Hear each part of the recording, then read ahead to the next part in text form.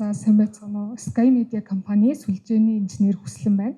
Одоо шийдлийнхаа талаар үргэлжлүүлэн танилцуулнаа.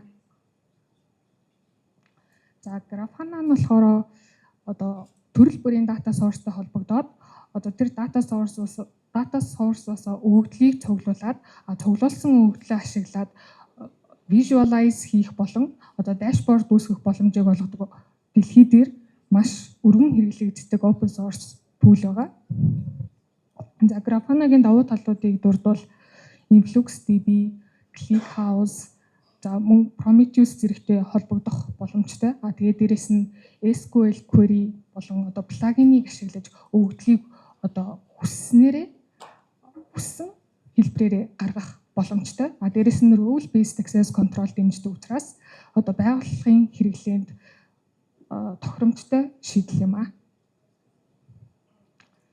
За манай шийдлийн архитектур бол LibreNMS, Aquarodo, Grafana гэдэг одоо 3 серверээс бүрддэг. За LibreNMS-ийн хувьд болохоор Polar сервис нь одоо руутруудээс SNMP протокол ашиглан одоо интерфейсийн inbound, outbound, bitrate, за интерфейсийн traffic, за мөн дээрэс нь одоо сүлжээний төхөөрөмжийн CPU, memory зэрэг одоо hardware мэдээллүүдийг одоо цуглуулж аваад RRT файл дээр хадгалдаг. За харин Aquarodo серверийн хувьд болохоор Aquarodo серверийн inlet сервис нь одоо руутруудээс flow-ийн мэдээллүүдийг цуглуулад Kafka-гаар дамжуулан ClickHouse-ийн дата базад хадгалж өгдөг байгаа. За манай эцсийн зорилго бол одоо LibreNMS болон Aquarodo-гоос одоо хүссэн өгөгдлөө цуглуулж аваад тэгээд тэдгээрийг нэгтгээд Grafana dashboard дээр үзүүлэх байгаа. Тийм учраас Grafana дээр InfluxDB суулгаад одоо дата бааз болон username, password үүсгэсэн. За тэгээд одоо LibreNMS-ийн RRT файлд өөрчлөлт орох буюу одоо шинэ өгөгдөл хадгалагдахад бол за тэрэн дээр л HTTP байх хэрэгтэй байсан. HTTP протоколоор Influx-ийн дата бааз руу одоо write хийж өгдөг гэсэн үг. Одоо шинэ өгөгдлөө апдейт хийж Influx дата баазд хадгалж өгдөгөө гэсэн үг. За тэгээд Influx-ийн дата бааз дээр хадгалагдж байгаа өгөгдлөөс яг тухайн байгууллагын хэрэглэгчтэй холбоотой трафикийг болохоор Influx query ашиглан татаж аваад dashboard дээр visualize хийж үзүүлдэг. За харин Aquarodo-гийн хувьд болохоор flow-тэй холбоотой мэдээллийг Grafana сервер дээр хадгалахгүйгээр ClickHouse-ийн плагин ашиглаад SQL query-гээр шууд шаардлагатай өгөгдлүүдэд татаж аваад одоо dashboard дээр үзүүлдэг байгаа. За манай үүсгэсэн одоо dashboard-ийг энэ зурагт үзүүлсэн байна. За манай dashboard дээр болохоор интернетийн нийт трафик интерфейсийн нийт трафик, за тэгээд интернетийн трафик, за Монголын дотоодын микс багийн трафик болон одоо тухайн байгууллагын хувьд хамгийн их хандлттай топ 10 source AES, интернетийн хамгийн их хандлттай топ source IP, за тэгээд Монголын дотоодын хамгийн их хандлттай 10 IP зэргийг харах боломжтой. За тэгээд энэ 6 трафикаас бол хамгийн ихнийх буюу одоо total traffic-ийг Influx-ийн дата баазаас InfluxSQL query ашиглан татаж авдаг бол үлдсэн 5 графикийг бол шууд SQL query-гээр Aquarodo-гоос татаж авдаг байна.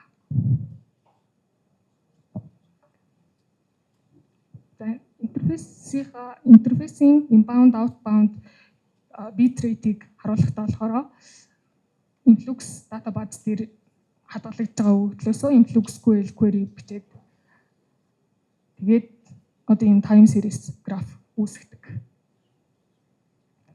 За интернетийн трафикийг яаж ялгадаг вэ гэхээр шууд Aquarodo-гоос SQL query бичдэг. Тэгээд SQL query-ийнх нь хувьд болохоор одоо тэр хаалтан дотор Монголын AES number-уудыг бүгднийг жигсааж өгөөд тэгээд хэрвээ source AES нь энэ Монголын AES number донд байхгүй тэгээд дээрээс нь destination хаяг нь манай байгууллагын хэрэглэгчийн хаяг байгаа тохиолдолд одоо тухайн өгөгдөл буюу одоо flow нь интернетийн трафик гэж үзээд одоо энэ time series графикийг үүсгэдэг.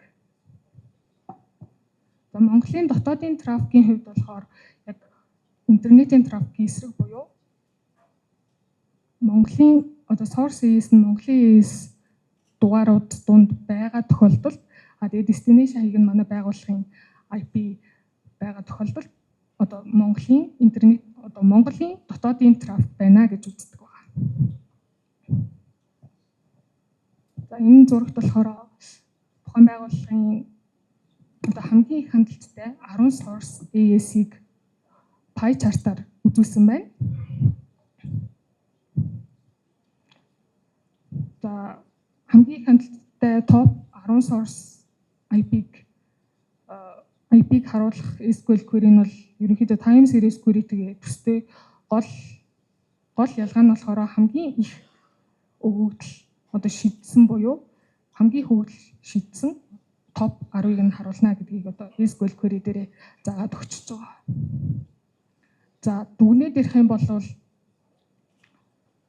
бид байгууллагын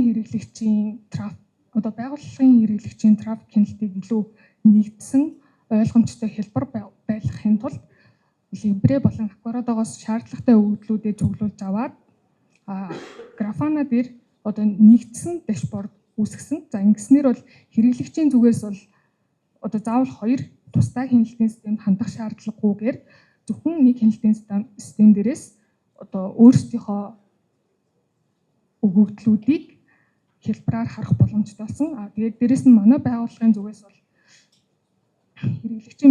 хэрэглэгчийн мэдээллийн аюулгүй байдал за тэгээд мөн үйлчлэгээний чанар зэрэг үзүүлэлтүүд сайжирсан. Тэгээд энэхүү шийдэл нь болохоор яг зөвхөн ганц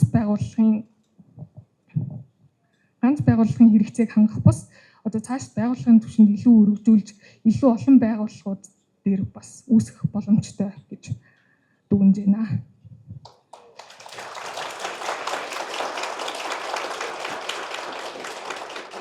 За баярлалаа. Хүслэн